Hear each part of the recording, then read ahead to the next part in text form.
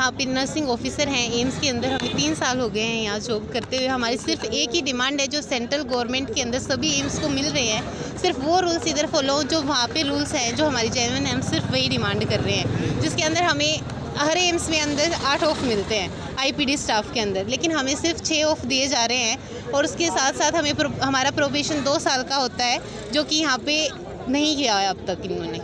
और प्रमोशन उसके ऊपर हमारे प्रमोट होना चाहिए था। उसके बाहर से ऐसे होता है एम्स के अंदर कि 75% एम्स का अंदर का प्रशासन प्रमोट करता है, 25% बाहर से होता है। इन्होंने सीधा बाहर से ही प्रमोट कर लिया है, अंदर वाले स्टाफ को नहीं प्रमोट किया है। हमने 2.5-3 साल से हमने हर लीगली तरीके से एप्लीकेशन से रिटर्न जो है उसको फॉलो किया है, लेकिन अब 10 दिन से हम कैंडल मार्च कर रहे हैं बिल्कुल पीसफुली, उससे भी नहीं कोई प्रशासन की तरफ से हमसे बात करने के लिए नहीं है। सस्पेंड भी किया गया है जिन्हों अभी लेटर आए हैं गार्ड के थ्रू, कोई उसका ऑफिशियल मेल नहीं, कोई रीज़न नहीं है, गार्ड के थ्रू भेजा गया है सस्पेंशन लेटर। लोगों को वो 9-10 के आए हैं, लेकिन हमने अभी रिसीव नहीं किए हैं। मैं एम्स ਦੇ ਵਿੱਚ ਇੱਕ ਨਰਸਿੰਗ ਅਧਿਕਾਰੀ ਦੇ ਵਜੋਂ ਕੰਮ ਕਰ ਰਿਹਾ ਹਾਂ। ਆਪਣੇ ਪਿਛਲੇ 10 ਦਿਨਾਂ ਤੋਂ ਅਸੀਂ ਆਪਣੀਆਂ ਕੁਝ ਹੱਕੀ ਮੰਗਾਂ ਦੇ ਸੰਬੰਧੀ ਏਮਸ ਪ੍ਰਸ਼ਾਸਨ ਨੇ ਇੱਕ ਇੰਟੀਮੇਸ਼ਨ ਲੈਟਰ ਦਿੱਤਾ ਸੀ।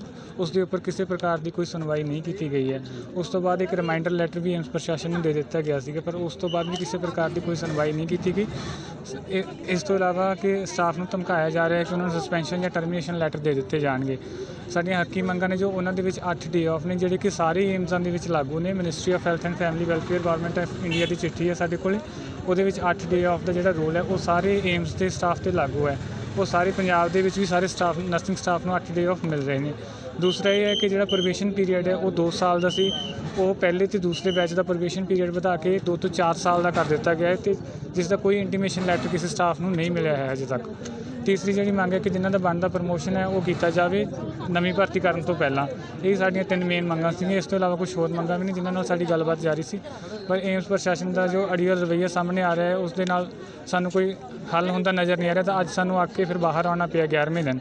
ਆਪਣੀ ਸ਼ਾਂਤਮਈ ਪ੍ਰਦਰਸ਼ਨ ਦੇ ਵਿੱਚ ਅਸੀਂ ਕੈਂਡਲ ਮਾਰਚ 'ਤੇ ਬਲੈਕ ਰਿਬਨ ਲਾ ਕੇ ਪ੍ਰੋਟੈਸਟ ਕਰ ਰਹੇ ਸੀ, ਪਰ ਉਸ ਦੀ ਕੋਈ ਸੁਣਵਾਈ ਨਹੀਂ ਹੋਈ। ਤਾਂ ਅੱਜ ਅਸੀਂ ਫਿਰ ਬਾਹਰ ਆਏ ਹਾਂ। ਹਜੇ ਵੀ ਐਮਰਜੈਂਸੀ ਸੇਵਾਵਾਂ ਨੂੰ ਚਾਲੂ ਰੱਖਿਆ ਗਿਆ ਹੈਗਾ। ਜੇਕਰ ਇਸ ਤੋਂ ਬਾਅਦ ਵੀ ਸਾਡੀ ਸੁਣਵਾਈ ਨਹੀਂ ਕੀਤੀ ਤਾਂ ਫਿਰ ਇਸ ਤੋਂ ਅੱਗੇ ਹੋਰ ਸੰਘਰਸ਼ ਹੋਰ ਲਿਖਿਆ ਜਾਵੇਗਾ। इन्होंने जब अपनी डिमांड मंत्रालय को लिख दिया, मंत्री जी को लिख दिया, वहां से जो क्वेश्चन आया मैंने जवाब भी लिख दिया है। और जो रिक्रूटमेंट की बात करते हैं एसएनओ की, 57 पोस्ट एडवर्टाइज हुई है जो ऑल इंडिया इंस्टीट्यूट दिल्ली ने एडवर्टाइज किया है, वहां परीक्षा होगी।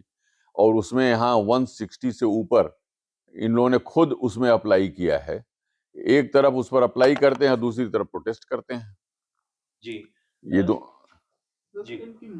और जो जिस रिक्रूटमेंट रूल के अगेंस्ट उन्होंने प्रोटेस्ट किया है कि 25% वो रूल पढ़ लें, और जो कि हमारे इंस्टीट्यूट बॉडी और गवर्निंग बॉडी से पास किया हुआ है, अधिकृत है, और उस पर हमने एडवर्टाइज किया है। जब तक इंस्टीट्यूट बॉडी या गवर्निंग बॉडी हमें नहीं कहेगी कि इसको आप चेंज करिए, हम नहीं कर सकते।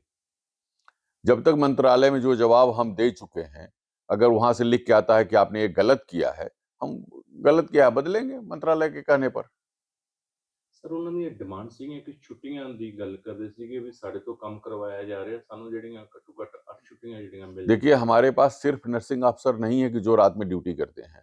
हमारे डॉक्टर हैं, जूनियर डॉक्टर हैं, सीनियर रेजिडेंट हैं, सफाई कर्मचारी हैं जो कि रात में ड्यूटी करते हैं। और नाइट ड्यूटी जब करते हैं उसके अगले दिन ये पूरे दिन नहीं आते हैं, अगर आते हैं तो रात में फिर नाइट ड्यूटी में आते हैं। तो हम इनको अलग से छुट्टी कैसे दें? कहीं लेबर लॉ में नहीं है कि ये नाइट ड्यूटी करते हैं उसके लिए एक्स्ट्रा ऑफ मिलना चाहिए। हम भी तो किसी रूल से बंधे हुए हैं ना। अगर रूल में रह कर बात करेंगे तो हम मानेंगे, अन्यथा मंत्रालय जो कहेगा हम करेंगे।